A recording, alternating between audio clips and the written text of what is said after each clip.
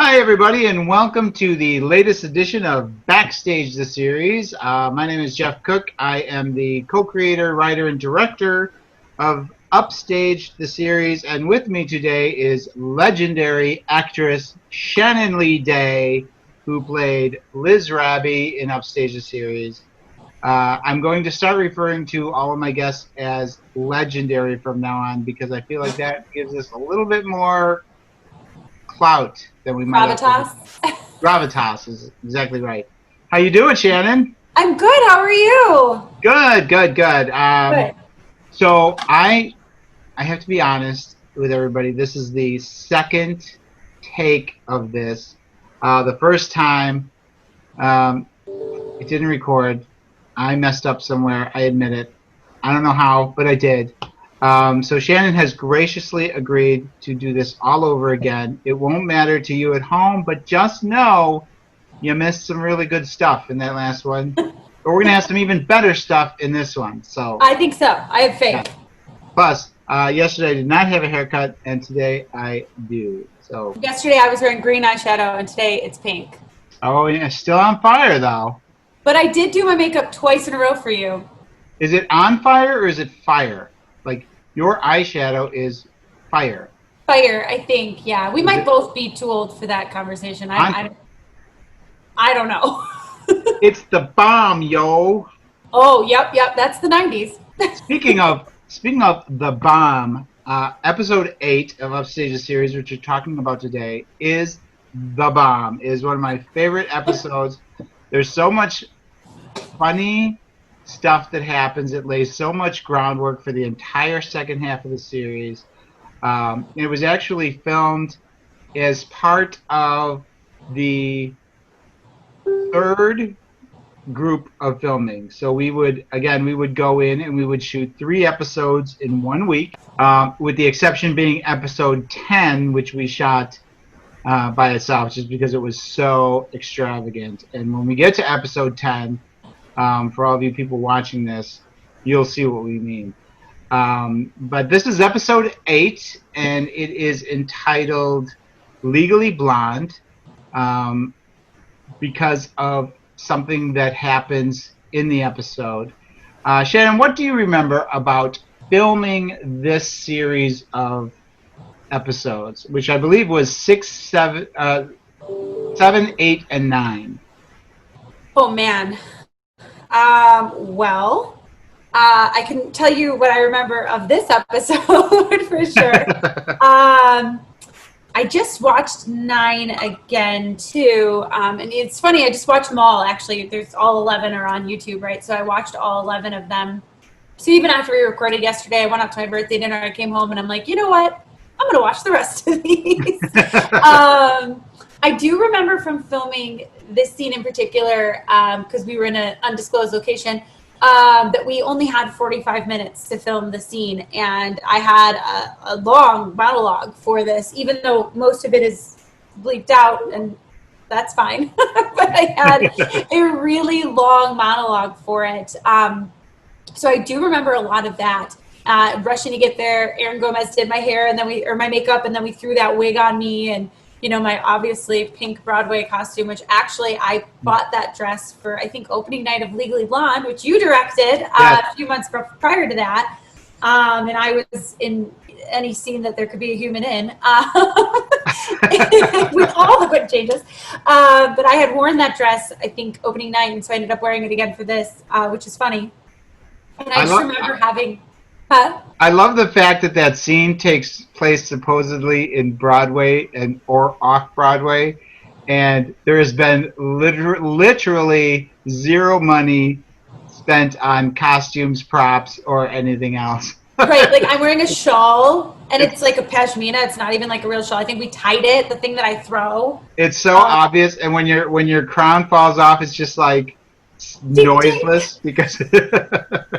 And I just remember filming that and having to do, because of the way it was shot, having to do the monologue over and over and over again. Yeah. So as opposed to other scenes where like you can do part of it and then stop and part of it and stop, this was like everything all at once. Yeah, and because of the way it was filmed, it was supposed to be filmed via somebody's cell phone. Right. And so we always had to have the same angle. So you pretty much had to go through it from beginning to end every single time we did it, and you had to say all of those words that we later bleeped out. Yeah, yes. And I remember we talked about this yesterday, but it was odd for me because there was like some preteens that were there, and I was like swearing hardcore in front of them. Yeah, And so yeah, it was really interesting, and I just remember like the guttural screams and everything that you get, like those were legit because I was doing it over and over again. yeah. One of the times they made me fall, like when they were pulling me off the stage, I fell. They made you fall, or you just I was fell just because so you're in into a the drunken moment. stupor. It was so into the moment that I threw my body at the ground like a wet salmon, you know? And that's the other thing is that largely there was nobody in the theater, right? Right. This was one of the few times that we shot at a different location, and we were under strict rules not to reference the name of that location. Um, but we also did not have any permission to have a lot of people on set to see it beyond the actors and the crew and a couple of preteens that were scarred for life. Um, but so you had to pretend or act, as they say, as if there was a crowd there and a specific location that you were looking to. Was that hard to do? Was it something that you just ignore as an actor who does a lot of theater, as far as people in the audience, or what's that process like for you? Well, I mean, film, yeah, I mean, film is totally different, right? So with theater, like you thrive and you feed off of, and like very much the live experience of having individuals in the audience is appropriate. It's like you feed off of it, right? It becomes part of your performance, and that's why we do things like previews and have new people come in, and why as directors we always have new eyes on it, right? Because our eyes might get lost in what we've been looking at, right? Right. In film it's completely different, so you're acting solely for the individuals who are in front of you, right? And a lot of trust needs to be placed onto the directing staff and to you and Joel, really, because you're the ones who are filming and seeing me off the film, right? And so you really have to trust. And I learned this back, I did an independent film called Red Windows about, I don't know, 6 years ago, with Chris Violette, and it was written by Tony Burnett, and I was the main actress. And a lot of my scenes were solo scenes played to this like plastic baby doll.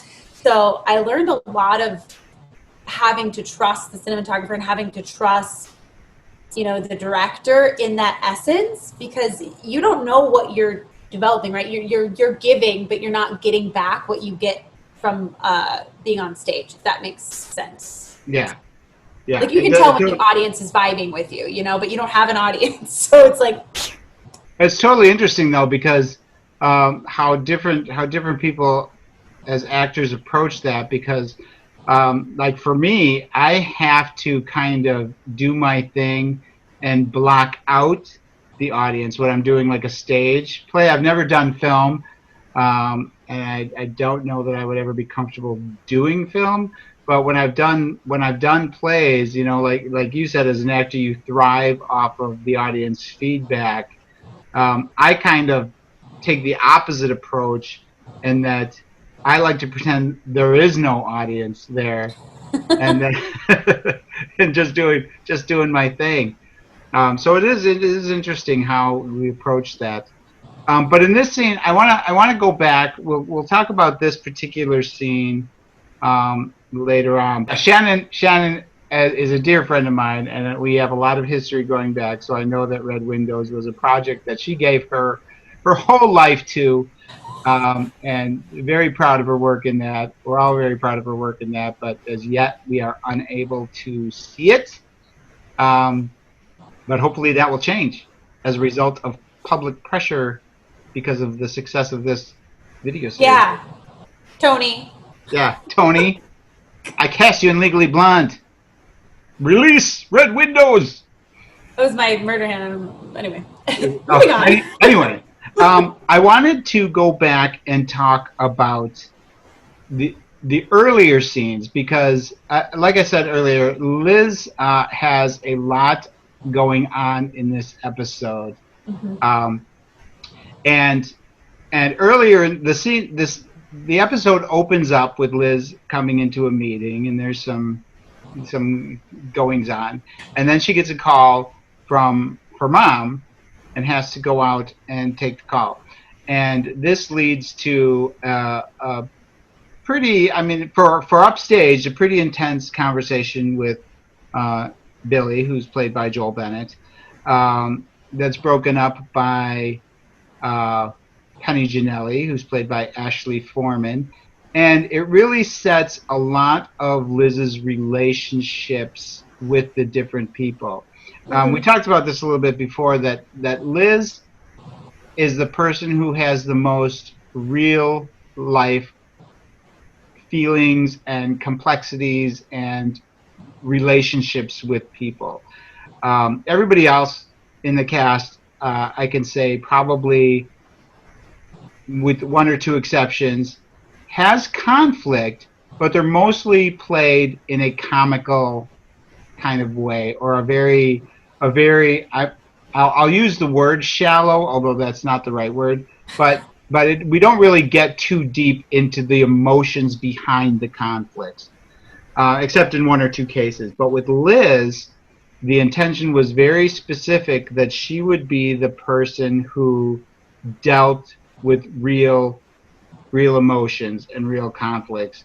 And was that something that, like that particular scene where you have to go, from this wacky office scene into this pretty intense hallway scene where Liz is kind of questioning everything that her life has been so far? Mm-hmm. Is it would you say it's easy to make those transitions, or difficult, or how do you as an actor like make that switch? I've been I've been lucky in the essence that for me acting comes very naturally. I know that sounds conceited. I'm not trying to, but for me, like that's the thing that just comes naturally to me. So being able to shift into kind of the frame of mind of where a character's at is something I've always been able to do quite quickly and quite swiftly. Um, but for me, it's about I think knowing and embodying my characters as well. We talked a bit about this before, but it's about knowing her journey and where she's at and where she's going, right? So understanding where she was at in the first 3 episodes, where she was just wound so tight, we didn't know that much about her except for she dropped these silly jokes and can laugh at herself, and she's obviously I think it's obvious from the first episode that Billy thinks he's in charge, but Liz is really in charge, right? Right. So you get those things of her, and this is just like going down the road and giving more nuggets and nuggets and nuggets of who Liz is.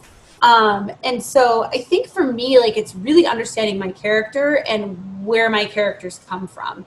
I know this was a million years ago, but when I was 18, I did Ophelia in Hamlet.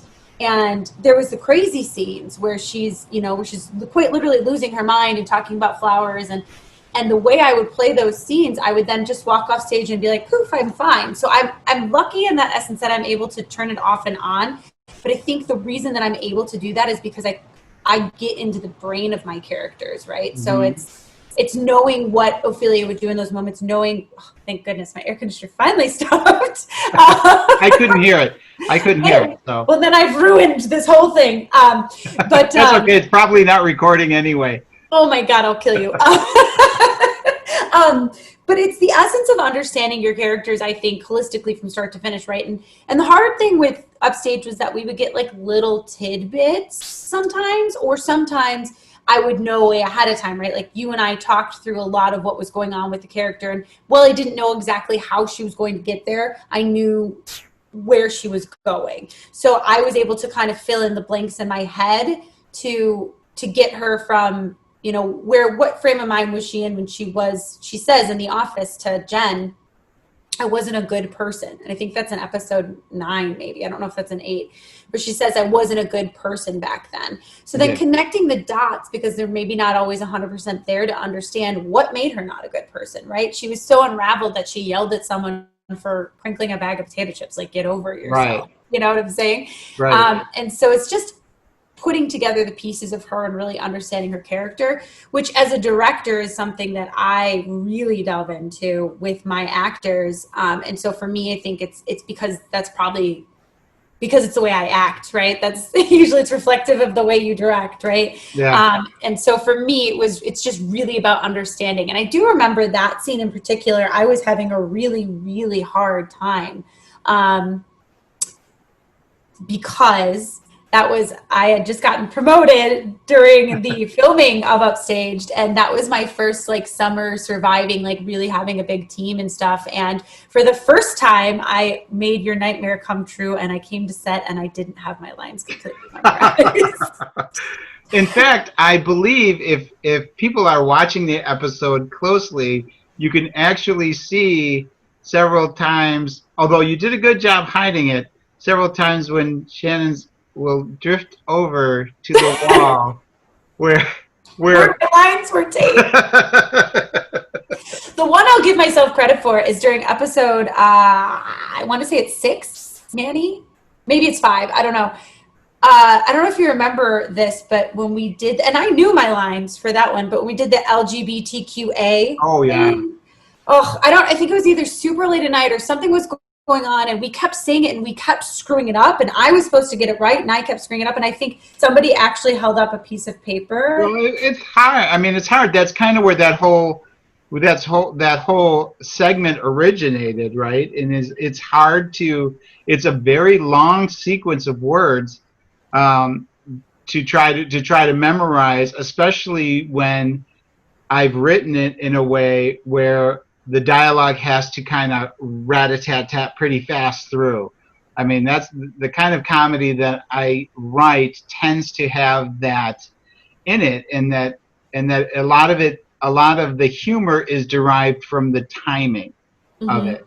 And so there's not a lot of room to sit and gather your thoughts while the camera's rolling, and that was a pretty long scene too, because you had the back and forth between Billy Sager, who plays Michael Perdue, and Joel, and then you coming in, and there was just a lot going on, and it was very late at night for that, and we probably had to hold for bells or cars or something, air conditioners, something several times too. But I wanted to go back to what you said about character, because for me, I find that the people that I work with who I have the most success with are self-reflective as people. And you know, I mean, they spend time thinking about who they are and how they feel and why they do things and what they need to do to get better. And that's part of Liz's journey. Not only, you know, was she not a good person, and what she did that made her not a good person, but also what did she do to improve herself. And that's all kind of unspoken, at least in the first season. Now, the plan ultimately, you know, in the other seasons are to show more of Liz kind of coming to grips with who she is. But you know, I think that as an actor, one of the things that I most admired about what you did is it was all kind of there. Like, you could see in a lot of the way that Liz acted and the subtext that was beyond the words on the written page, that you had created this kind of world that Liz lived in. So I appreciated that, but I think that's key to being a really good actor, is to be able to be self-aware enough that you can access emotions and memories and other things from your personal life to bring realism to the character. Yeah, no, I 100% agree, and luckily for me, I've been through some moments in my life that I'm not necessarily proud of. I would never say was a bad person, but I definitely made some huge mistakes in my early 20s that I can relate to. understanding like what it was to not want to go back to being that person. So I think a lot of it too is utilizing your life experiences to really hone in on what you're feeling, right? And some people, they cross that bridge and they can't stay in the right mind frame to handle it. For me, I've always been able to take life experiences that either I've had or life experiences that I have the ability to understand and apply those to my character. Yeah. And so I don't go into that crazy, mind space where like I become the character. I don't do that. We have to call you Mr. Lincoln. Right. But I do have the ability, I think, to take what I've been through in my life. And one of the things I love about Liz so much is that she is very reflective of like, I was here and now I'm here. And I like the person I'm becoming, but I'm not necessarily there yet. And very distinctively, I can pinpoint moments in my life, even in the last, I've changed so much in the last year, but I can pinpoint moments in my life where I was here and then I went here and now I'm here, and how do I continue to grow and build on the person that I am?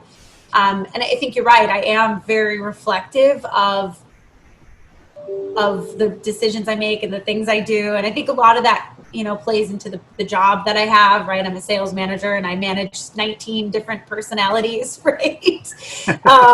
In one of the most competitive markets in the entire United States. Like, that comes from being able to be self-reflective and be reflective of other people too. So now when you talk about your past experiences and everything, I know you spend a lot of time thinking and working through that, because I've read your blog, and I was wondering if you wanted to talk a little bit about the work you've done with that and where people can maybe go to see it.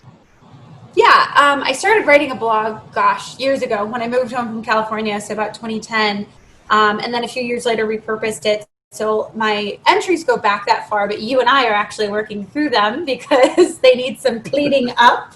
So I'm going back to my old entries and fixing them. But basically, I moved home and I was at this turning point in my life. I was 28 years old. I had just closed my business. I had owned a marketing and promotions business in LA and Boston, and I closed my business. I had lost potentially the love of my life, who knows, to be determined, and I had gone through a lot of experiences, and I found out that writing about them was a good way for me to get it out there. And then I started to notice that some of my friends would read the blog and they would say, Savannah Thomas, who you know very well, started reading it when I met her when she was 18, and I got really good feedback from people who would read the blog and give me feedback. And so this past year, I dove into a ton of new experiences, right? I saw said love of my life for the first time in 10 years last year, and have continued that friendship. I fell in love with somebody for the first time in 10 years. And then ultimately I ended up on this crazy journey to freeze my eggs. And I won't give it all away, I promise. Don't give it all away. You want people to yeah. I'm telling you, it's the craziest stuff. You got to read. You won't believe it. You won't believe it. What happens? Well, and at 37, it's an interesting thing, and I think there's not enough information out there about what that process is, what it can be, what the journey looks like. And so for me, it really became important and continues to be important to not only talk about the stuff that's going on in my life, like being 37 and single and trying to find the love of my life, whatever the hell that is, right? But also going down this very intense medical, emotional, insane journey that I just went through. Yeah. And so, yeah, you'll have to read it. I won't give away anymore. No, don't give it away. But it is, and Jeff and I are actually talking about potentially turning it into a vlog, so we'll see about that. Vlog, for you kids at home, is a video blog. Right, I know. But it is at I'm just going to make it easy. WTHDoIKnow.wordpress.com. So it's WTHDoIKnow.wordpress.com, and the blog have it scroll along the bottom of the screen. I could try. Yeah, right here. Yeah. If not, maybe I can put it in the description of the video when we post it online. Yeah, I can send you a link for sure. It's called What the Hell Do I Know? And if you just search my name, Shannon Lee Day, and What the Hell Do I Know, it should come up. Yeah. But yeah, hopefully you guys read it and enjoy it. I've gotten a lot of really great feedback, and people have asked a ton of questions, which is amazing. I'm actually working with a local Chicago junction called A Experience, and they're going to help me to post the blog. And they're also going to help me should I continue to want to go down the journey that I'm on, to find like the best doctors and stuff like that. So it's been really great and eye-opening to have the experiences and to be able to help other women, because this is not an easy thing, no matter which way you do it. So No, absolutely not. We have time for one more question, and I wanted to ask it around Upstaged episode 8, so that we leave on a note where we're talking actually about the show that we're supposed to be talking about today. When you watch these episodes, do you watch primarily for, and be honest, yourself, or are you able to view the episode in a non-partial manner and just take it in? And if so, what are your thoughts about the episode that's not Liz specific? Which episode is not Liz specific? No, I mean, but I'm not like taking. I get what you're saying. I was like, all I feel like I'm in all of them. Like, are you able to just watch these episodes and just say, I can just enjoy this for what it is now that a couple of years have passed since they were first done? And if so, what's that experience like?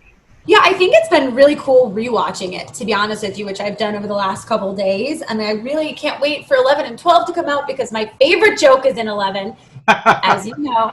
As I know. But because you like them so much. I love those jokes, yes. But I mean, like, now that we're a little bit out of it, it's really cool to be able to go back and watch it and rewatch it. And I mean, I've always watched it from a different lens because I do the marketing for the show as well. So I'm always looking for like little things I could pull out, or little things I could make jokes of, or little clips that I could, create videos with or whatnot.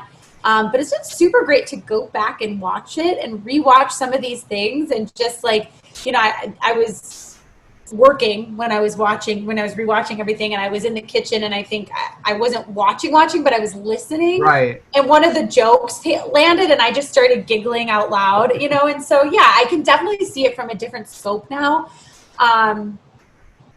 Yeah, I ask that because it's hard for me, because when I watch it, I see Shannon, and I see Jennifer Lenius and Krista Mitchell and Joel Bennett and all these people that I love or grew to love. I didn't know everybody when we started out, and thinking about all the work that Christy did, and Victoria Ross and Kelsey did with makeup, and Aaron did, and just all of the work that went into it. And it's hard for me to just watch it as a show without thinking about all of the wonderful relationships and friendships that we built, and all of the takes that didn't make it onto the set, and the memories of what happened during the shoots and everything. And I was wondering if you experienced the same thing, or if you're able to distance yourself enough by now. It's a mix for me. Definitely, like, it's a definite mix for me, but and I've been able to like look at it, like the last one I was watching, The Exchange in the Cafe, I think it's episode 4 or 5, with Billy Sager and Joel Bennett and myself, and it's written so well, and it's so quick beat, it's so fast, like we had just gotten it down so well. So I remember, like, I was watching that and I was like, damn, we did that good, like, there's still those moments, or like having to look at like Billy Sager, who's one of my best friends, right? I mean, he's hardcore one of my closest friends, and we have such a dynamic, like, girl relationship to each other, or oil and water. Yeah, but one of my closest friends on the set, besides you and Joel, who both became very good friends of mine as well. But I didn't get to fight with you at all, and Joel and I were just buddies. So, not on camera at all. No, we definitely be bigger. No, yeah, like brother and sister off camera. He convinced me for a whole year that he was older, or that I was older than him. So he'll always joke with it and say that I'm older than him, and I'm like, what? Am I? Is he actually older? He is actually older. I think 1 year older, okay. Not too much older, but just it's cool to like see those things and think about like, you know, when we started this journey, like you and I were pretty close, I think, when we started, but you know, Joel and I hardly knew each other, right? And then in the because past we had year, worked together a couple of times already. right? Yeah, we had done, I think, Meet John Doe, and then Yep. I think that was all we had done so far. And then we did Upstaged, and then we went into, you did something in Christmas Story, or like one of our, Was Legally Blonde after. confirmed with Upstage or after? It was when we filmed the first 3 episodes. Oh, okay. Yeah, but you and I, like, we started doing Meet John Doe, and we started talking like right away and becoming really good friends right away. But I didn't meet Joel until, I think I had met him, but I didn't like meet him until we had started. Right. And so just looking at like the dynamic of when it started to like when we were recording the Les Mis stuff, and I was almost like too nervous to sing in front of him, to like, yeah. Now we're here 3 years later, and he's one of my very good friends, you know. And so it's a cool dynamic, and I'm always so excited to see that, you know, and to see really the family that we created. So yes, I can watch it from the scope of just watching it, but at the same time, there's also this like warm place in my heart, because I'm like, damn, like we created some great work, and like, and look at the family that we created, you know, like Jen Lennius and Krista and I, you know, we used to hang out and do brunch and stuff like that before Krista moved away. Yeah. We dubbed ourselves the Upstage Besties. We had a Bachelor Fantasy League for one of the seasons. Like, wow, all of this stuff that was behind the scenes. All these things you didn't know, but so many great things came out of it. So it's a mix, right? It's always seeing it and seeing the work we did, but then also going back and being like so excited and motivated and heartfelt about the experience that came out of it. You know, I mean, we became a family for sure on that set, you know, between the lunches and the outtakes and taping my lines to the wall or the back of my hand. Yeah, there's so many memories, well, thank you very much for taking the time to do this again for the second time. I want to let everybody know that if there's anything that you have questions about or you want us to address in future videos, you can reach out to us on our Facebook page or on our Instagram page, and let us know your thoughts. Let us know your thoughts on the series, or any questions you have, or you just want to compliment Shannon on her work or her eye makeup or whatever. Right. That's the place to do it. All right, well, I will let you go. Everybody, thank you again for watching. Enjoy episode 8, and we will see you next time on Backstage the series. Bye. Bye. Okay, now I'm gonna. No, don't delete it. Make sure you get all these faces in. Okay.